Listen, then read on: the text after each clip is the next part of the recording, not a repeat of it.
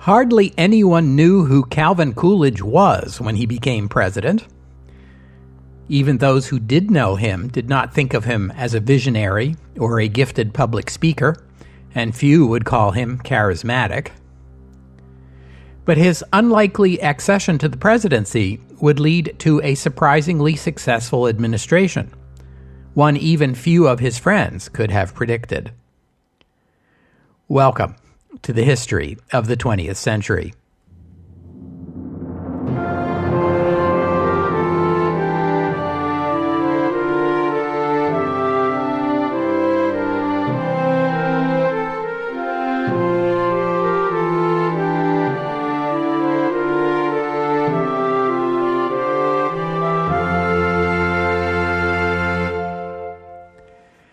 Episode 230, Keep Cool with Coolidge. Vice President is an obscure office in the U.S. political system, and that, combined with Calvin Coolidge's natural reticence, meant he was an unfamiliar figure to many Americans. Less than 4 years had passed between the Boston police strike that had thrust him into the national spotlight and his assuming the presidency, making the new president a bit of an enigma. Coolidge approached the office with humility and with the conviction that, given how he had come to the office, it was his duty to continue to pursue Harding's policies rather than substitute his own. The period from 1924 to 1929 is fondly remembered in many countries, but nowhere more so than the USA and Germany. But the prosperity was not broadly shared. It was a time of great economic inequality. It was also a tough time to be a farmer, as crop prices remained stubbornly low despite the good times. Perversely, the problem was high productivity. Farmers were investing heavily in tractors and other modern machinery, which greatly increased yields. Unfortunately for the farmers, yields rose faster than demand. So farmers found themselves working harder and going deeper into debt just to maintain their existing incomes. The prospect of increasing their incomes always seemed to be as close as the latest new machine on sale in the town, but that new machine never quite did the trick either. Some in Congress proposed programs under which the federal government would guarantee crop prices by buying up surplus produce to be stored against future shortfalls or sold on the international market. But President Coolidge, along with Treasury Secretary Mellon and Commerce Secretary Hoover, were all staunch opponents of any kind of relief for farmers. "Farmers never have made much money," Coolidge said. "It was like the weather. What can you do about it?" At first, no one was even sure if Calvin Coolidge wanted to run for president in his own right.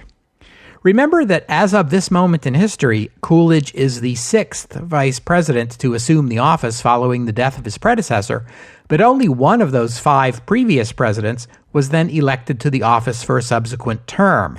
That would be Theodore Roosevelt in 1904, 20 years ago. In December 1923, after just 4 months in office, Coolidge announced that he was indeed running for president in 1924, and in fact, he would have little difficulty in winning his party's nomination. The year 1924 would be an eventful one for the new president, not just because he was a candidate. It was a year in which Congress passed important new legislation, including the Revenue Act of 1924, Andrew Mellon's brainchild that lowered income tax rates. There was also the Indian Citizenship Act, which gave U.S. citizenship to all indigenous people living within the borders of the United States. Let me say that again because it's hard to believe. But it was only in 1924, less than 100 years ago as I record this, that all Native Americans became U.S. citizens. Prior to that time, Native people only became U.S. citizens if they were naturalized, say by serving in the U.S. military or marrying a U.S. citizen.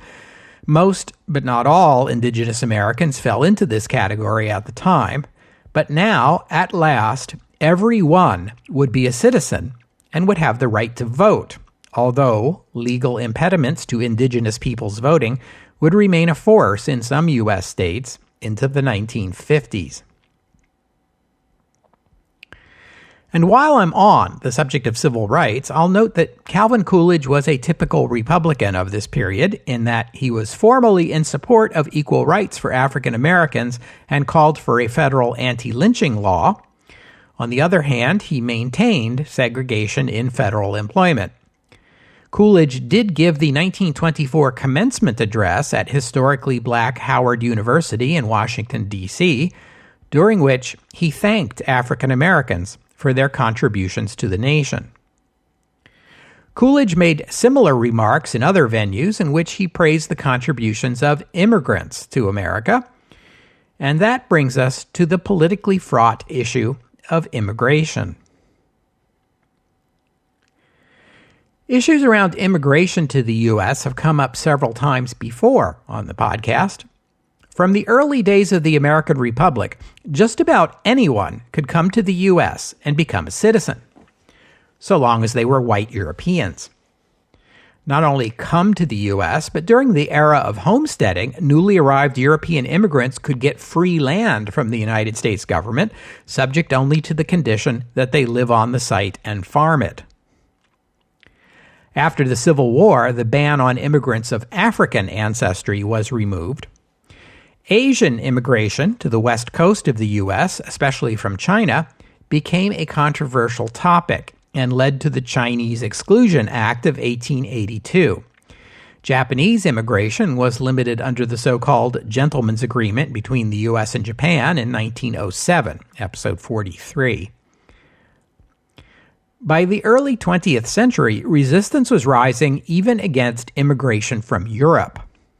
In the aftermath of the assassination of President McKinley by Leon Czolgosz, the American-born son of Polish immigrants, new laws were passed barring anarchists and people who believed in the overthrow of the U.S. government from entry into the U.S. Not that any of those laws would have stopped Leon Czolgosz, who was born in the United States, but never mind. Further new laws banned immigrants who were likely to become a public charge, as the language went, meaning people who seemed as if they wouldn't be able to support themselves. This gave immigration officials broad latitude to block pretty much anybody they didn't like the looks of. In 1912, and again in 1915, Congress passed immigration legislation that would have banned the illiterate from becoming U.S. citizens. These bills were both vetoed by Presidents Taft and Wilson, respectively, as they took the view that people who lacked education should be offered the opportunity to improve themselves.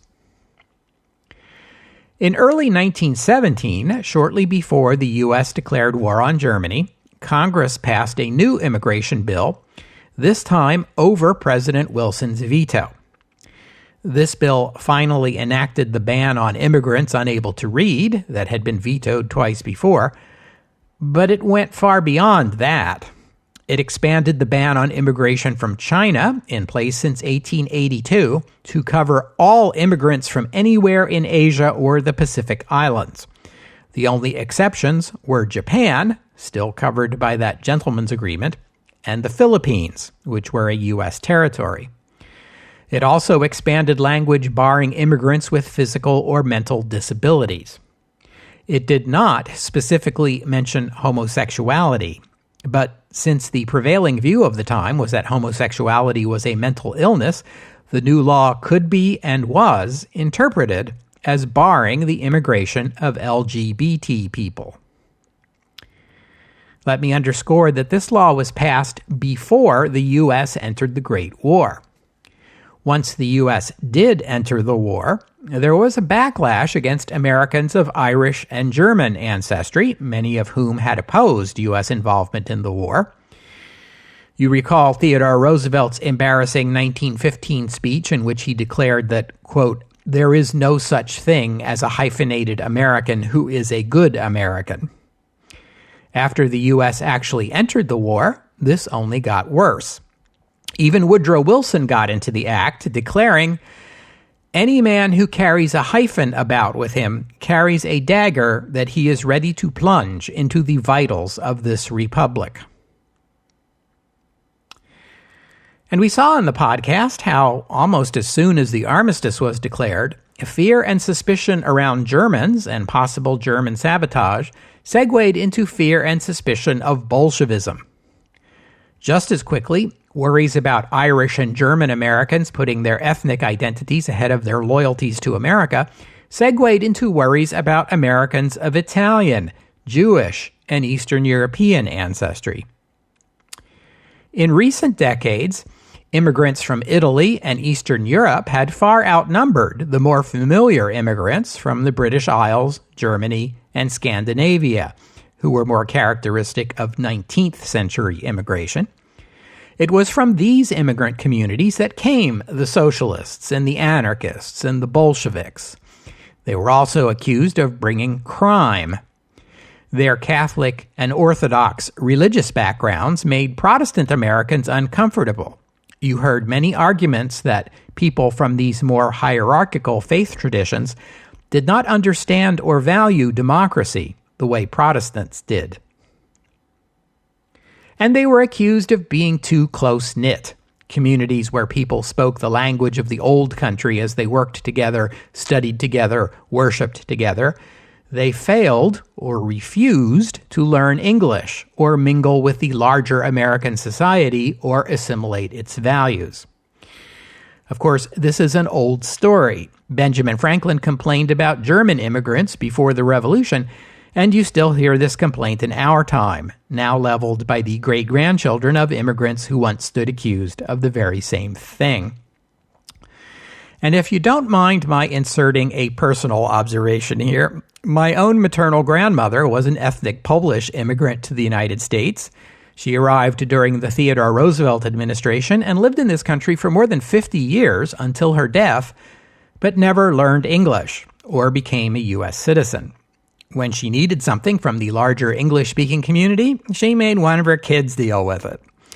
Sometimes I think I'm the only descendant of Eastern European immigrants to the U.S. who still remembers what our ancestors were actually like. And that's why it's so important to know your history. But I digress. After the turmoil of 1919 and 1920, when Warren Harding was elected to restore normalcy, there was a general consensus in Washington that there were too many of the wrong sort of immigrants coming to the United States. Too many Italians and Eastern Europeans.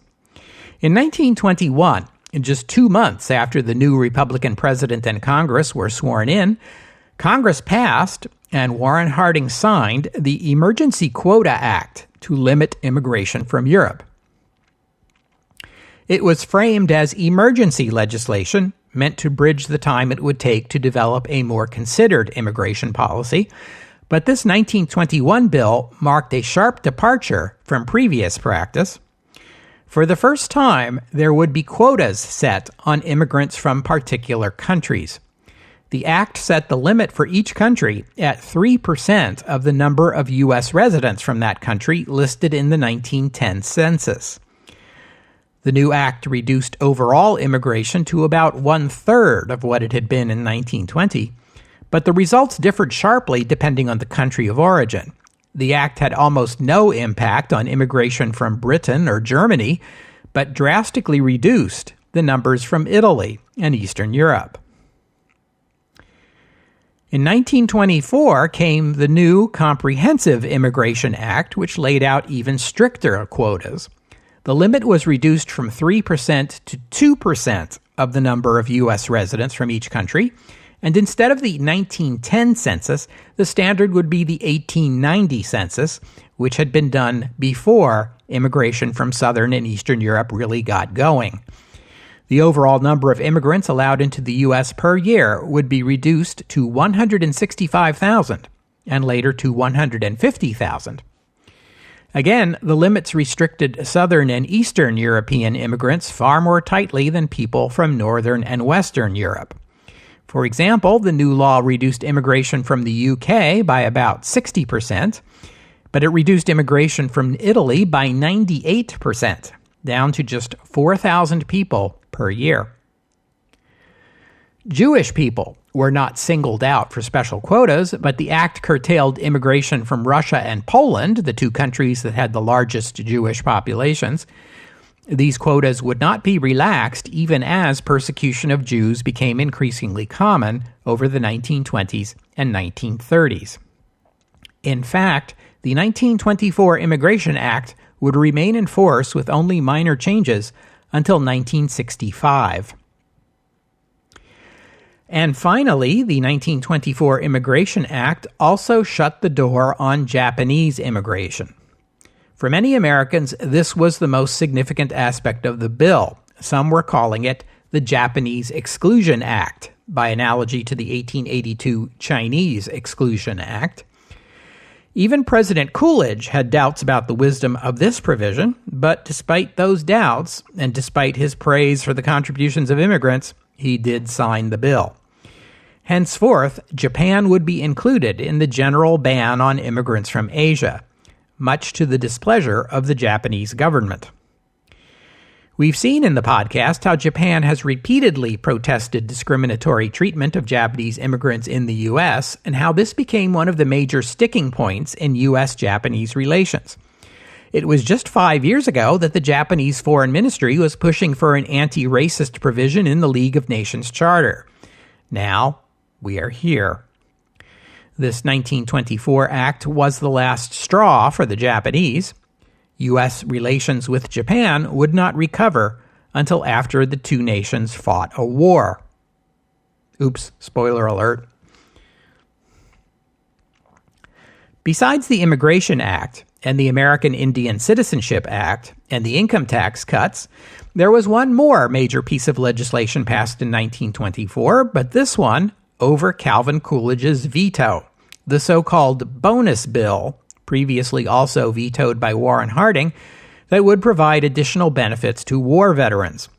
What made this bill different from the earlier version, different enough to allow it to carry enough support in Congress to override a presidential veto, was that payments to veterans would not be made in cash, but rather in the form of certificates that could be redeemed in 20 years, in 1945.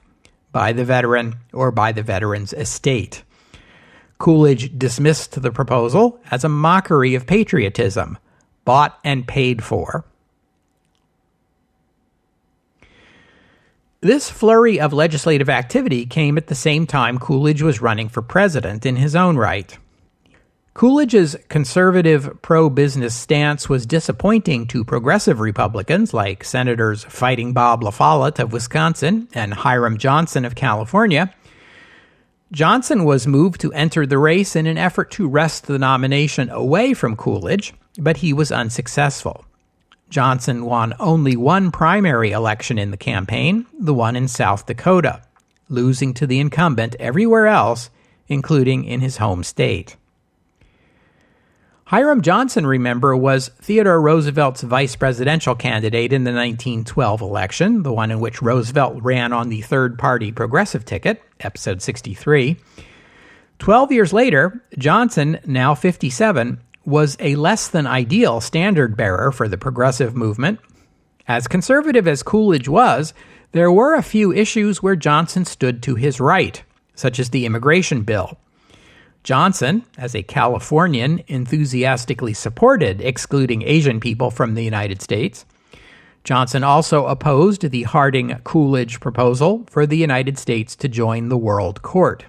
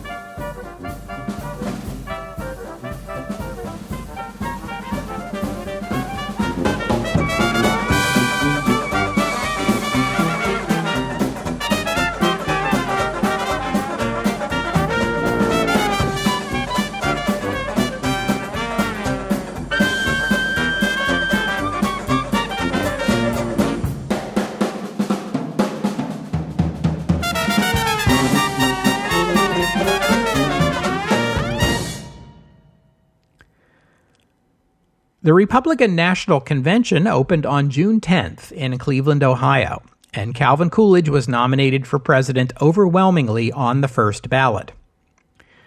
What drama there was at the convention was over the vice presidential nomination.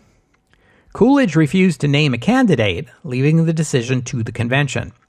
The decision was made with more consideration than usual, given that the two previous presidents, Wilson and Harding, both had had health emergencies while in office, and one of them had died, underscoring the importance of selecting a vice president capable of taking on the top job if needed.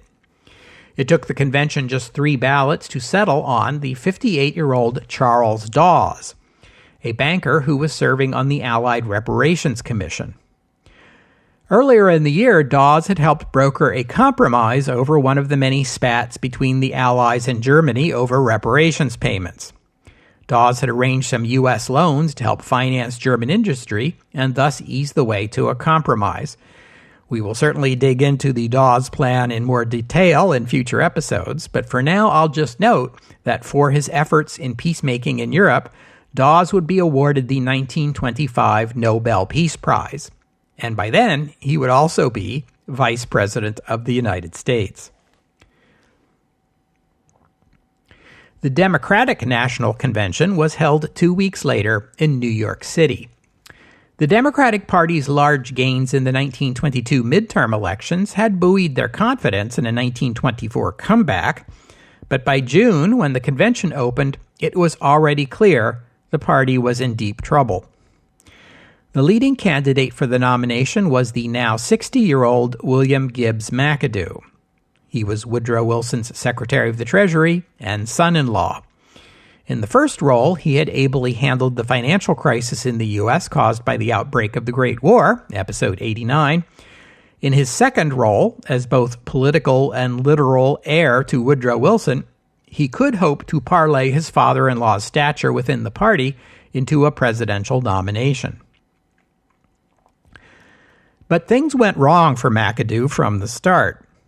First of all, in January 1924, Edward Lawrence Doheny, testifying before the Senate Investigating Committee and defending his practice of hiring ex-government officials, named McAdoo as one of the political leaders on his payroll, which linked McAdoo to the Teapot Dome scandals.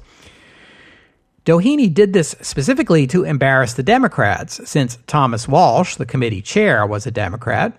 A couple of weeks later, in February, Woodrow Wilson passed away, too soon for his support to carry much weight at the convention. But it wasn't only McAdoo's relationship with Doheny that was troubling.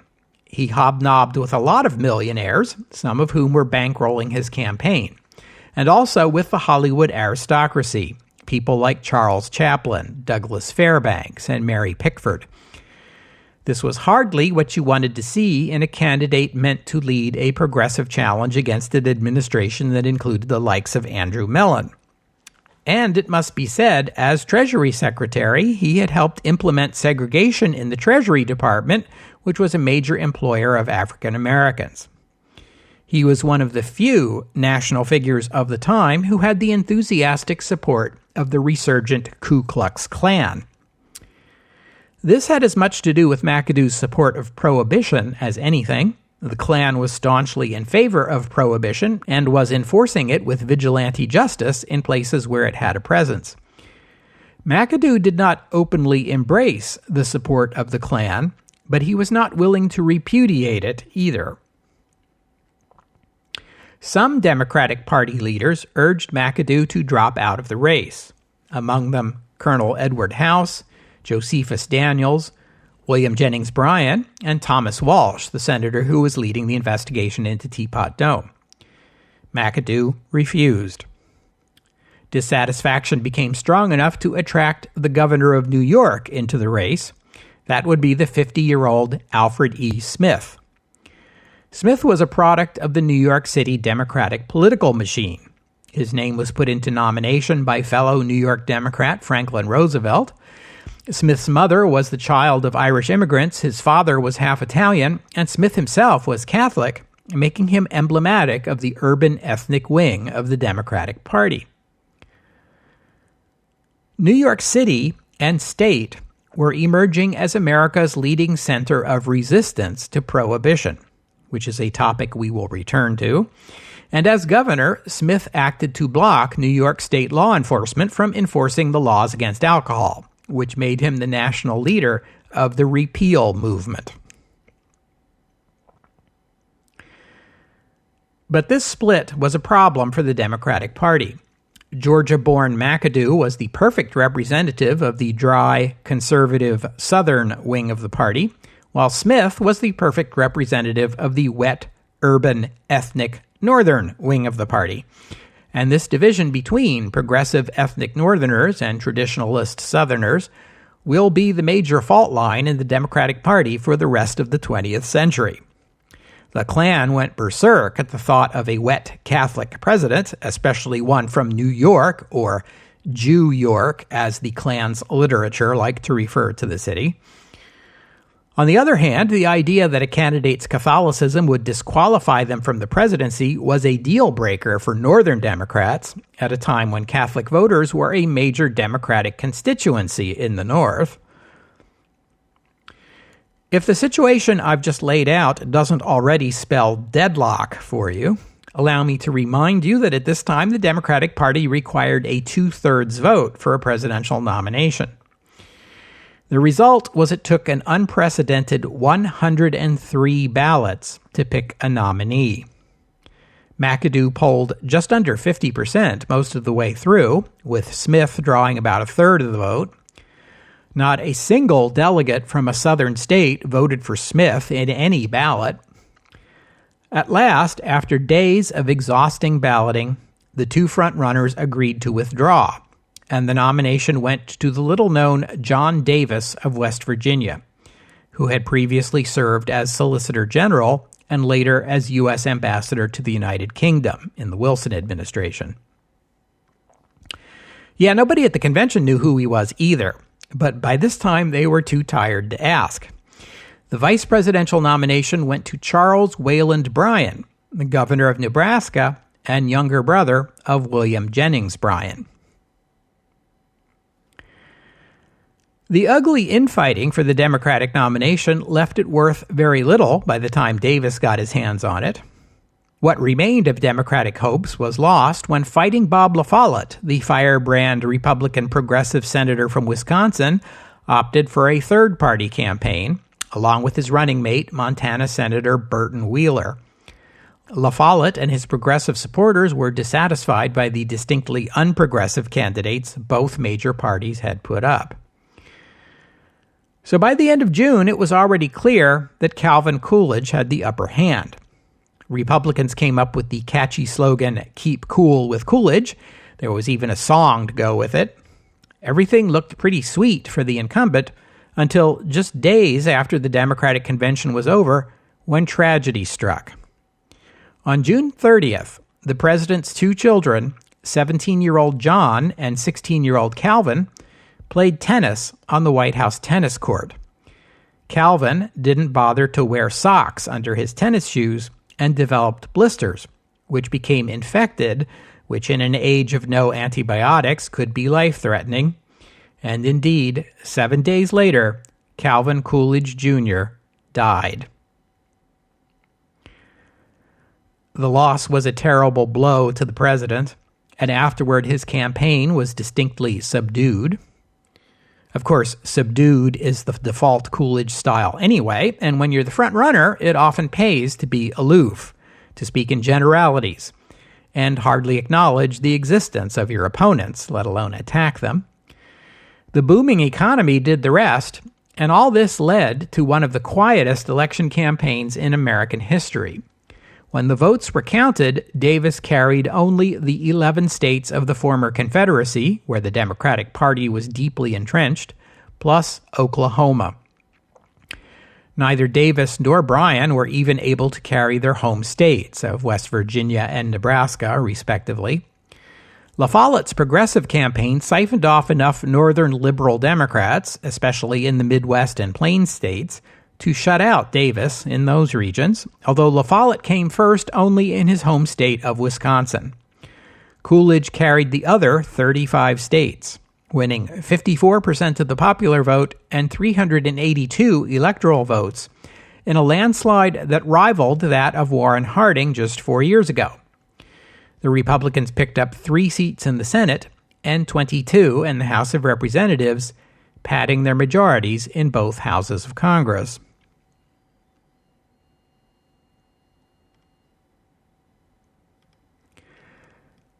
Calvin Coolidge was not what you would call charismatic.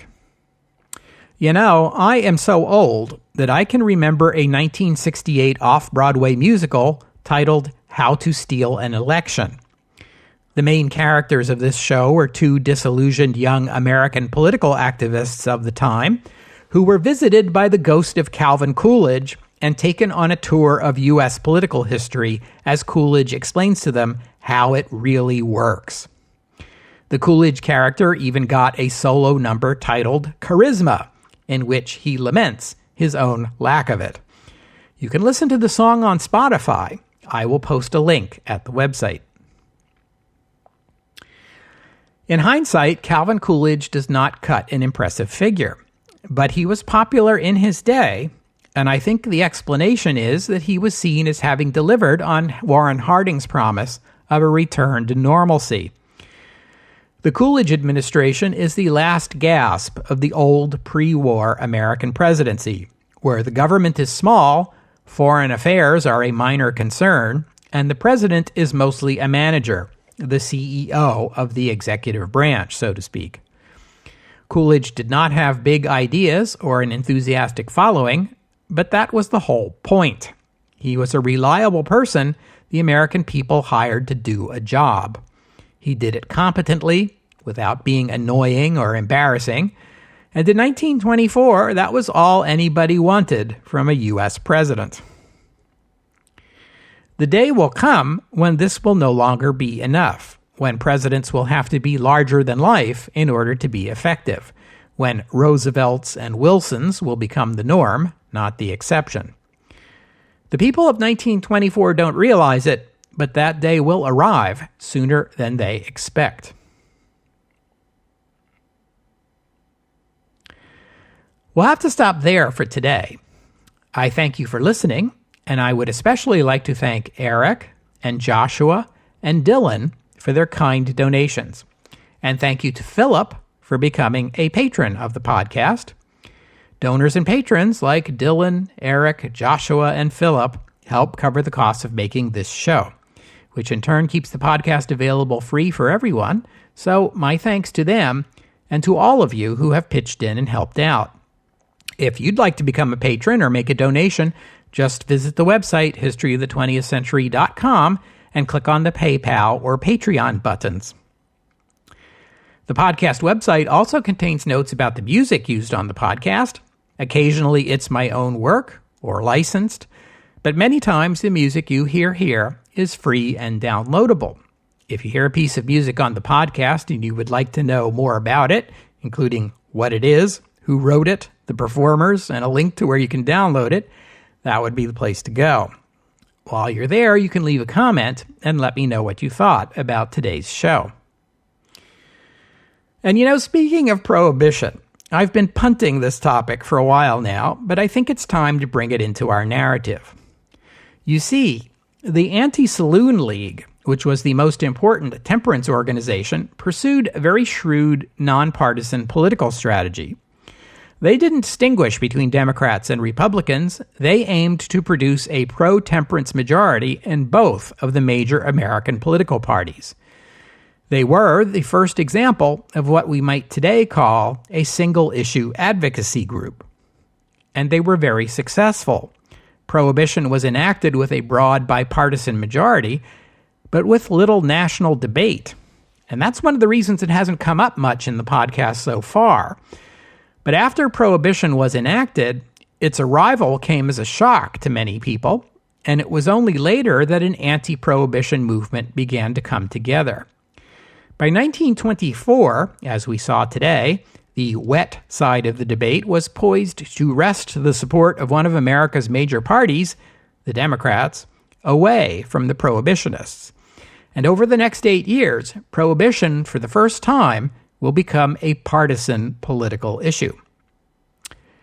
But I'm getting ahead of myself now. Before we can talk about the next 8 years, we need to review the last 8 years. And those of you who know me well know that we're likely to start the story farther back than that. Prehistoric times, a distinct possibility. I hope you'll join me next week and find out, here on the History of the 20th Century, as we explore the complexities of humanity's relationship with ethyl alcohol and the rise of the temperance movement. That's next week, here on the History of the 20th Century. Oh, and one more thing.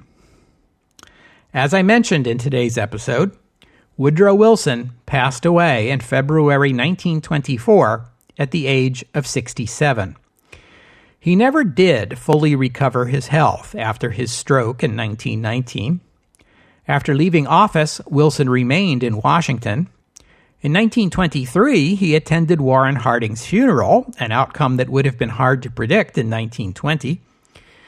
Later that year, on the eve of the 5th anniversary of the armistice, Woodrow Wilson gave an address over the new medium of radio.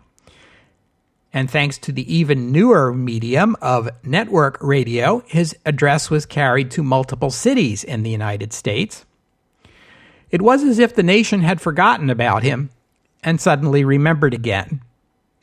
His address had been quiet, his voice quavering, but it led to an upsurge in support for him. The following morning, Armistice Day, Wilson awoke to discover a crowd of well-wishers standing in the street outside his house, and he went out on the porch to address them.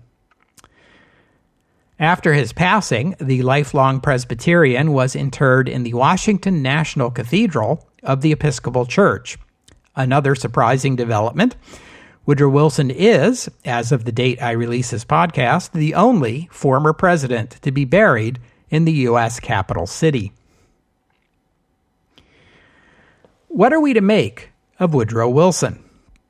His administration was the high watermark of progressivism in the United States, and his New Freedom program moved America forward in ways the nation still benefits from today.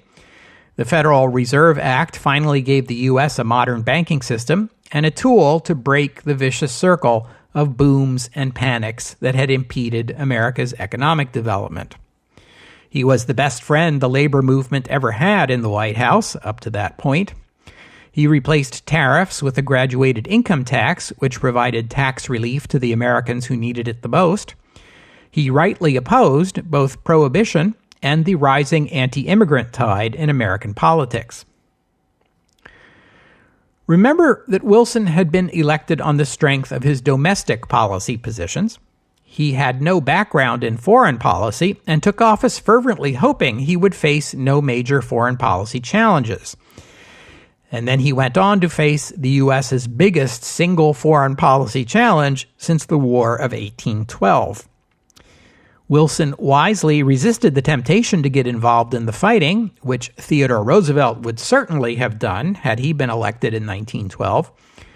Earlier U.S. intervention might have given some small benefit to the Allied cause, but at a huge cost to America. Wilson's opposition to the war was principled and brave, and it almost cost him the 1916 election against a Republican Party that seemed to want to go to war with Germany and Mexico simultaneously, even though the United States of 1916 was in no position to fight two wars at once. Wilson did take the U.S. to war in 1917, but only after German overreaching made it politically impossible for him to do otherwise. During the war, Wilson used America's military and financial clout within the alliance to force an early end to the fighting, and, along with the other Allied leaders, made the first ever attempt to create a formal system of international agreements meant to prevent war. Wilson's vision was also ardently anti-imperialist in an age when imperialism was the norm. He was opposed, even mocked, for this vision, but by the end of the next World War, everyone will have become a Wilsonian. It is unfortunate that in our time, Woodrow Wilson is primarily remembered for two negative things. the failure of the U.S. to ratify the Treaty of Versailles, and his racism. It is unfair to criticize Wilson too harshly on either score. Ratification of the treaty required a 2/3 vote in a Senate controlled by the opposition party. Henry Cabot Lodge and the Senate Republicans had to choose between world peace on the one hand and a partisan political advantage that might help them win back the White House on the other. They, not Wilson, made their own choice. And they, not Wilson, are responsible for the consequences of their decision. They got exactly what they wanted. Wilson did his best to convince the Republicans. Ferdinand Foch's prediction that the Treaty of Versailles would prove to be more of a 20-year armistice is often cited with admiration in our time, never mind that he probably never said that. Woodrow Wilson really did say in 1919 that if the treaty were not ratified, some of the American children he met on his whistle-stop tour of the nation would be casualties of the next World War. And he was absolutely right. One might object that American involvement in the League of Nations might not have been enough to make the difference in 1939, but Woodrow Wilson had an answer for that objection too. He argued at the time that even if the League had only a 10% chance of success, that was reason enough to make it worth a try. Given the costs of the Second World War, it's hard to argue with that. Then there's the question of racism. Was Woodrow Wilson a racist as we understand the term today? He certainly was. But so was virtually every other prominent American of his time. He was not singularly, uniquely racist compared to, say, William McKinley or Theodore Roosevelt, who still has something to answer for in the Brownsville affair, or William Howard Taft or Warren Harding or Calvin Coolidge. And he was less racist than most Southern Democrats, although admittedly that's not saying much. In 2020, the trustees of Princeton University voted to remove the name of Woodrow Wilson from the university's School of Public and International Affairs because of his racism. I support that decision because it is a school of public policy, and some of Wilson's public policies, like introducing segregation into federal employment, were racist. It is not appropriate for a school meant to teach public policy to future leaders to lionize a figure whose own public policies were tainted with racism. But this is not the same thing as saying we must deplore and condemn everything about Woodrow Wilson because of his racism. I suspect the modern prominence of this complaint against him is partisan. It comes from those eager to find a prominent and admired Democrat, any prominent and admired Democrat, that they can plausibly accuse of racism for the sake of scoring a few political points. Wilson's legacy is complex, and in that regard, the historical figure of whom he reminds me the most is Thomas Jefferson. Like Jefferson, Wilson laid out bold, broad, stirring pronouncements that called for a new political order, based on a new moral order. Like Jefferson, Wilson in his personal life fell painfully short of his own professed ideals. But the thing about Jefferson is, he was the man who wrote "All men are created equal" while imposing slavery on fellow human beings.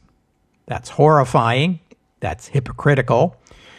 We expect people's deeds to match their words and rightly condemn them when they don't. But it's also true that Jefferson's words left a far greater mark on history than his slavery did, even if not exactly in the way he intended. Judge Jefferson the human being any way you like, but when you consider his historical legacy, you can see that the world is a better place for Jefferson's having lived in it and having written those words. Similarly, when Woodrow Wilson spoke out for the right of all people to self-determination, he then quietly added an asterisk and made exceptions for the Irish and the Chinese and the Vietnamese and even African-descended citizens of his own country. That's hypocritical, and judge Wilson the human being as you like for it. But as for Wilson's legacy, you have to acknowledge that the asterisk was eventually erased, and it was his advocacy of self-determination for all peoples that stuck. And the world is a better place today for Woodrow Wilson's having lived in it.